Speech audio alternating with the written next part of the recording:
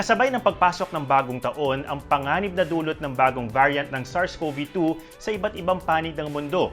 Pero para kay Health Secretary Francisco Duque III, magiging best case scenario ang unang kalahati ng 2021 dahil sa bakuna. Here's Richard Hedarian.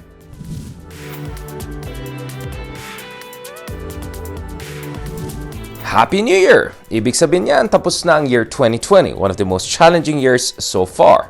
But before we talk about the new year, let's have a recap of major developments in 2020. So ano naman ang mga key issues that we have to look forward to in the new year, 2021? There are at least 3 issues. The introduction of vaccines, mass vaccination, and whether they will be safe and effective. The return to face-to-face classrooms, if possible, and if pilot projects will move forward and they'll be implemented successfully. And lastly, economic recovery. Clearly, napaka-eventful ang 2020, one of the most eventful years of our lifetimes so far. Una-una was the Taal volcano, which happened only 2 weeks into the new year. The smallest active volcano in the world erupted after 43 years of dormancy. Number 2, the COVID-19 pandemic. About 2 weeks later, by the end of January, the Philippines confirmed its first case of novel coronavirus. The massive headache of online education. With the shutting down of face-to-face classrooms, pupils and teachers, and of course also the parents of children, were forced into online education. Number 4, the ensuing economic mayhem. The Philippines economy plunged in the second quarter of this year after an unexpected contraction in the first quarter, and it was one of the worst on the record for the Philippines at 16.5%. There are 3 key things to look forward to in the year 2021 if we're going to see any improvement on the ground. First of all, vaccines. Ayon sa gobyerno, specifically Health Secretary Francisco Duque III, vaccination in the Philippines could start as early as first half of 2021, although that's of course a best case scenario. Although the Department of Health considered that the timeline for completing the COVID-19 vaccination is far from certain.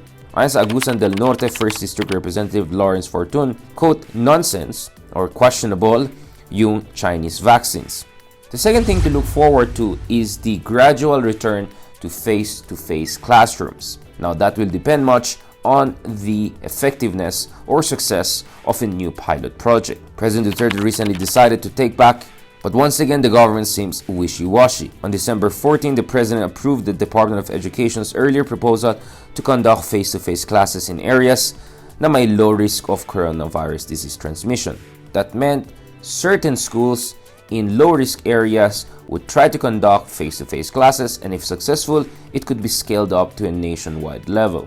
But the President seemingly rescinded that decision following the development of new strain of coronavirus from the United Kingdom. And lastly, the issue of economic revival.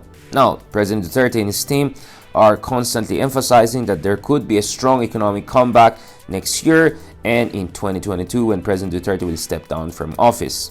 On his part, the Asian Development Bank expects the Philippines GDP to contract by 7.3% in 2020 and grow by 6.5% in 2021. So there we are with the major challenges in the year past and what are the key policy issues we have to look forward to in the year 2021. So far, it seems medyo mixed baggage yung preparations of the Duterte administration. Nonetheless, let's wish the best for the country and hopefully 2021 will be much better than 2020. Happy New Year! Ako po si Richard Hedarian. Stand with us, stand for truth.